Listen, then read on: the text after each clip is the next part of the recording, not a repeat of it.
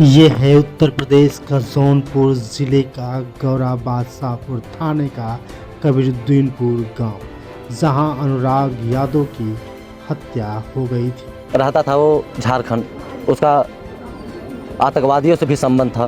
तो पीछे से जो है रमेश यादव पुत्र लालता ने वो समय पाछे से इतनी तगड़ी तलवार मारा रमेश ने उस समय उसका गला उतर गया। ऐसा लग रहा था कि कहीं तलवार का ट्रेनिंग दिया है।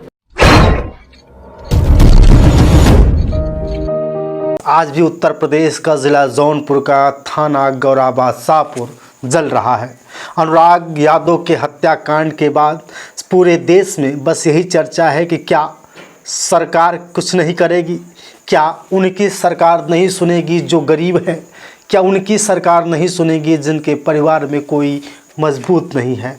30 अक्टूबर के दिन जिस अनुराग यादव की हत्या हुई थी, जिससे पूरा देश शर्मसार हो गया था, आज लोग प्रशासन पे सवाल खड़े कर रहे हैं। ठीक उसी तरह आए दिन नए नए खुलासे भी हो रहे हैं कि आखिर क्या है सच्चाई। दिन अनुराग यादव जो ताइक्वांडो का खिलाड़ी था, पिता रामजीत यादव का बेटा था, वह होनहार था। उसी के गांव के लालता यादव के बेटे रमेश यादव ने जिस तरह से सिर उसका कलम कर दिया था तलवार से, पूरे देश में चर्चा का विषय बना हुआ है। आज भी प्रशासन लापरवाह है। आज भी प्रशासन अभी तक कोई सही से कार्रवाई नहीं कर रही है। बेटियां रो रो करके परेशान है, बेटियां रो रो कर बेहाल हो गई हैं। बार बार कह रही हैं कि कब मेरे भाई को न्याय मिलेगा, लेकिन इस मामले में आए दिन नए नए खुलासे हो रहे हैं। जिस तरह से बेटियां बार बार कह रही थी ये कि साजिश करके हत्या की गई है, तो जिस तरह से ये बता रही है कि ये मामला बहुत पुराना है। प्रशासन से हम लोग बार बार कहते थे तो प्रशासन भी कहती थी कि एक दिन तुम लोग हत्या करा के ही मानोगे। मामला वही है, लेकिन प्रशासन कभी सामने नहीं आई, हमारी बात को सुनती रही, लेकिन कभी भी इस मामले को सही निष्कर्ष नहीं निकाल पाई कि आखिर होना क्या है। मेरे प्यारे साथियों, जैसा कि आप जानते हैं कि आए दिन नए खुलासे हो रही हैं। एक व्यक्ति ने साफ साफ कहा है कि जब 12 से 13 महीने पहले लालता यादव जब रिटायरमेंट होकर घर लौटे थे तो वो घर बनवाए थे, लेकिन वो एक बात ये भी कह रहे हैं कि परिवार के कुछ लोगों का कनेक्शन आतंकवादियों से भी है, क्योंकि यह व्यक्ति बार बार कह रहा है कि जिस तरह से इनके घर में तलवार पाई गई, जिस तरह से इनके घर में ग्रेनेड बम पाए गए, उस समय में मौजूद था। इस व्यक्ति की थोड़ी सी बातचीत से जरूर सुनिए। जा रहा था तो पीछे से जो है रमेश यादव पुत्र लालता ने वो समय पाछे से इतनी तगड़ी तलवार मारा रमेश ने उस समय उसका गला उतर गया। ऐसा लग रहा था कि कहीं तलवार का ट्रेनिंग दिया है। रहता था वो झारखंड, उसका आतंकवादियों से भी संबंध था, उनके भी मौजूद थे।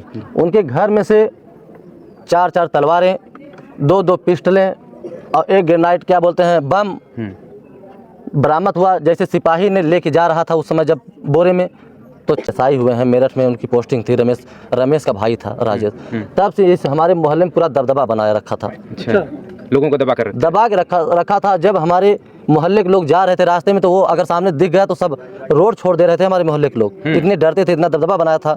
और साथियों, जिस तरह से आपने इस वीडियो में देखा कि यह व्यक्ति खुलेआम लालता यादव, रमेश यादव, राजेश यादव के ऊपर इल्ज़ाम लगा रहा है, आरोप लगा रहा है कि इन लोगों का कनेक्शन आतंकवादियों से भी था, क्योंकि जौनपुर के गौराबाद शाहपुर थाने की ये हालत है कि प्रशासन आज भी अभी तक कुछ नहीं कर पाई। लगातार लोग चर्चा का विषय बनाए हुए हैं। वो बार बार कह रहे हैं कि कब इनको न्याय मिलेगा।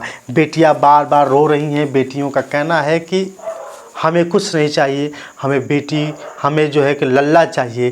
क्या आप लोग लल्ला को ला कर दोगे? क्या आप लल्ला उससे मिलवाओगे? क्या आप उस व्यक्ति के घर पर बुलडोजर चलवाएंगे जिसने हमारे लल्ला का सिर कलम कर दिया है? मेरे प्यारे साथियों, आए दिन नए खुलासे हो रहे हैं, बड़ी बड़ी बातें हो रही हैं, लेकिन अभी तक उस बेटे को न्याय नहीं मिल पाया है। ताइक्वांडो का खिलाड़ी, होनहार बच्चा अनुराग यादव महज अपने 5 बहनों में एक होनहार भाई था। 5 बहनों का अकेला भाई इस दुनिया को छोड़कर तो चला गया, लेकिन अब बात रह गई कि लालता यादव, रमेश यादव, राजेश यादव के साथ क्या होगा। जिस तरह से आज रामजीत यादव का पूरा परिवार, अनुराग यादव का जिस तरह से पूरा परिवार रो रहा है, क्या उनको भी परेशानियों का सामना करना पड़ेगा, या प्रशासन यहाँ चुप होकर पैसे के लेन देन करके शांत हो जाएगी। बाकी आप कमेंट करके बताइएगा कि आखिर घर पर बुलडोजर चलना चाहिए या सरकार को सही से इस पर कार्रवाई करनी चाहिए। अखिलेश यादव को जाना चाहिए या नहीं जाना चाहिए, कमेंट करके ज़रूर बताइए। बहुत बहुत धन्यवाद।